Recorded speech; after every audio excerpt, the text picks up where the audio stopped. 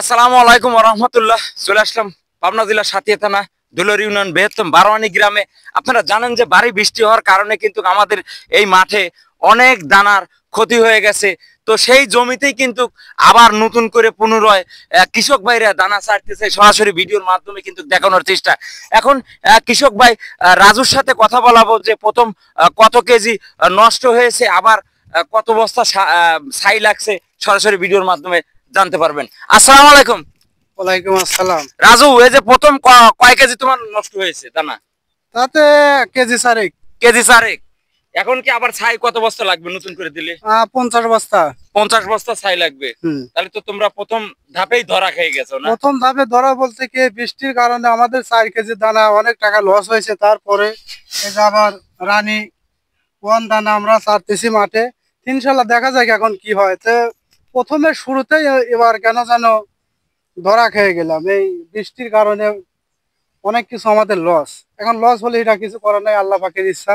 তো এখন এই যে দানা ছিটেছি, দানা ওগুলো ছিটেছি, দেখেন এই যে আশেপাশে অনেক দানা দিচ্ছি। ওই যে বস্তাগুলো ট্যাগ গুলো দেখা যাচ্ছে, ওগুলো সব আমরা ছিটে নেবো। তো রাজু কিন্তু একজন সফল মানের কৃষক, কারণ তার প্রত্যেক বছরই কিন্তু পেঁয়াজের চাষ খুবই ভালো হয়। রাজু, প্রথম ধাক্কায় কিন্তু পেঁয়াজের দাম ছিল না, প্রথম ধাক্কায় কিন্তু একটা লসের পরিণত হলো। হ্যাঁ হ্যাঁ, প্রথমে যখন পেঁয়াজ ছিল আমাদের, তখন আমরা খুব একটা ভালো দাম পাইনি। কিন্তু এখন আমাদের পেঁয়াজ শেষের দিকে এখন শুনতেছি দাম পেলে বাড়ছে। কিন্তু এখন যে দামটা হয়েছে, আমাদের ঘরে তো পেঁয়াজ নাই।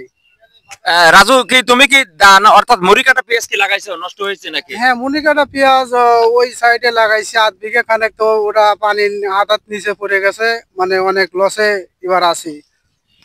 ধন্যবাদ কৃষক রাজুকে। আসলে জানেন যে আপনাদের পাবনা জেলা সাতিয়া থানা দুলরি ইউনিয়ন বৃহত্তম বারোয়ানি গ্রামে প্রচুর পরিমাণ কিন্তু কৃষি জমি।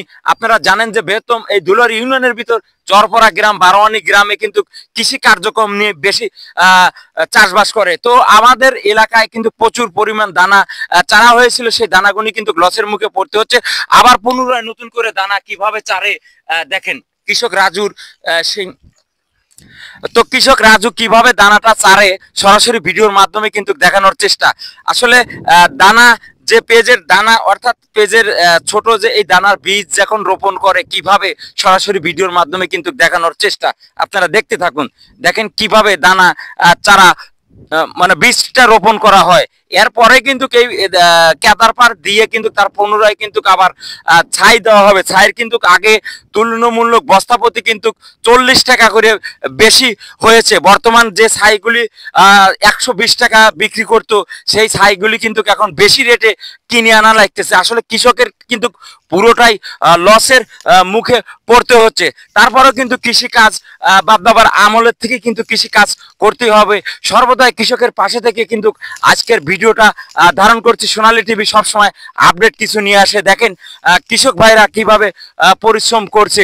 আসলে পরিশ্রম কখনো বেথা যাবে না, এটাই বাস্তব কথা। তারপরও আল্লাহর কাছে লাখো কোটি কোটি শুকরিয়া, এই কৃষক ভাইরা যেন এই দানাটা চাইলো, এই বীজটা রোপণ করলো, আল্লাহ যেন এই দানাটা সম্পূর্ণভাবে ভালো হয়। আর যাতে বৃষ্টি, আশা করি যে লাগাতার মনে হয় বৃষ্টি আর নাই, বৃষ্টি নাই, সেই জন্য আজকের মতো ভিডিওটা ধারণ করলাম। ভিডিওটা যদি কারো ভালো লেগে থাকে অবশ্যই লাইক করবেন, শেয়ার করবেন, আর চ্যানেলটা সাবস্ক্রাইব করে পাশে থাকবেন, পেজটা ফলো দিয়ে পাশে থাকবেন। ধন্যবাদ সবাইকে, ভালো থাকবেন, সুস্থ থাকবেন, আল্লাহ হাফেজ।